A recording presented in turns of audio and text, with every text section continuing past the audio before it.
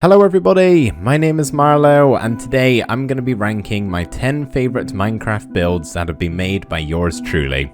I have been playing this game for a very long time now, nearly 10 years I believe, and so I've built a lot of things, some very bad and some very good. I would say I really got into my stride with building when 1.14 came out.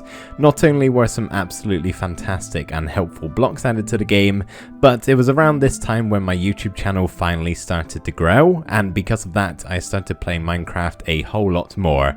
So because of that, all of these builds are actually from the past couple of years. That's just kind of how it worked out.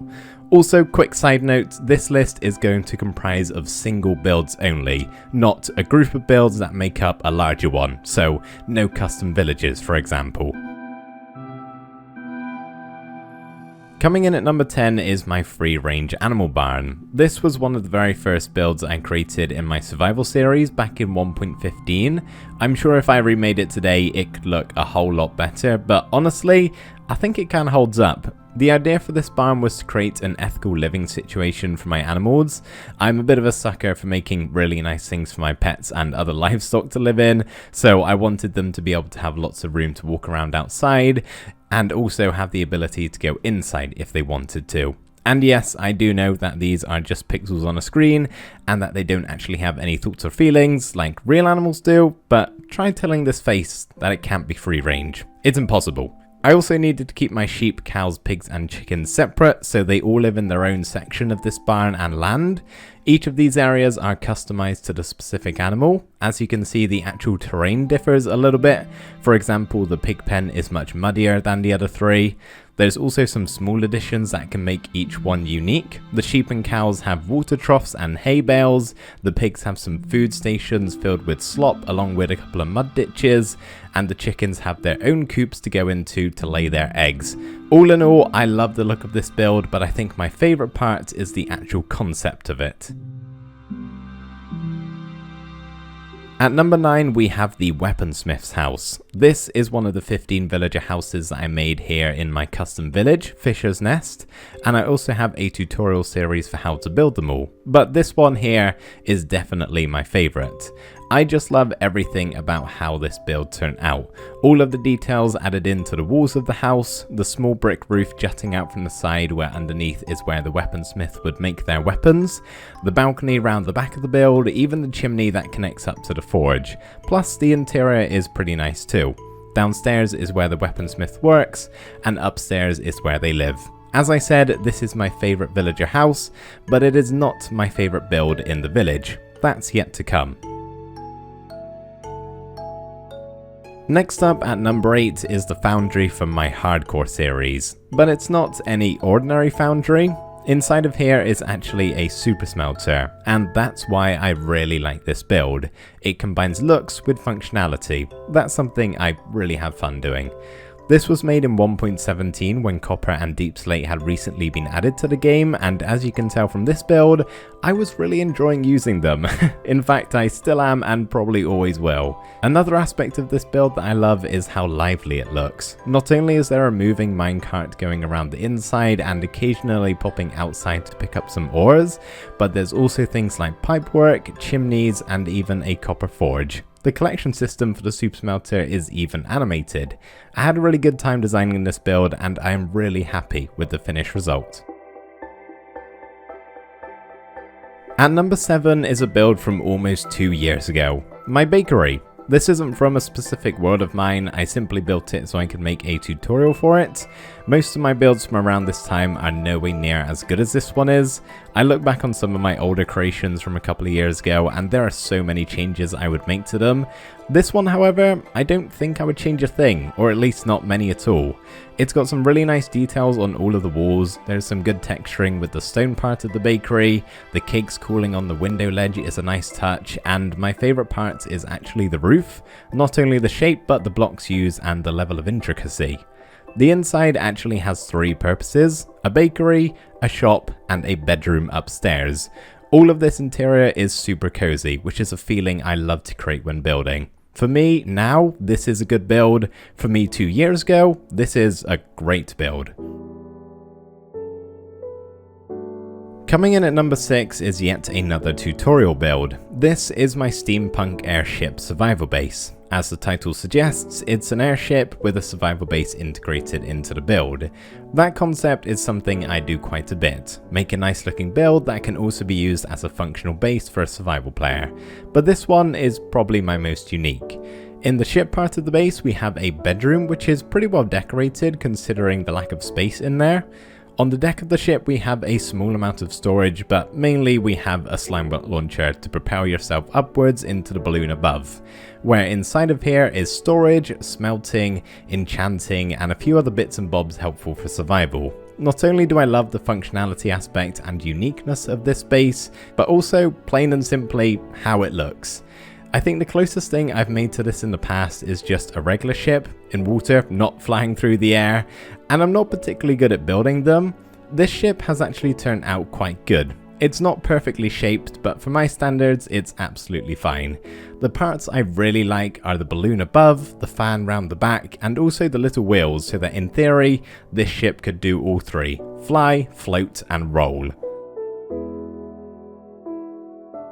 Now it's time for a more recent build. At number 5 is my starter house that we made in my 1.18 survival series. This is a peculiar build.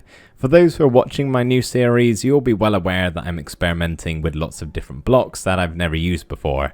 This build is what set that in motion. Before creating this, I had the idea that I wanted to make something for a starter house unlike anything I've ever made before. I knew I wanted to use a wide-ranged block palette, try out some different blocks that I hadn't matched up before, and see if I could make it work. There's a lot of blocks and colours going on here. It may not be to your liking, but I personally love it.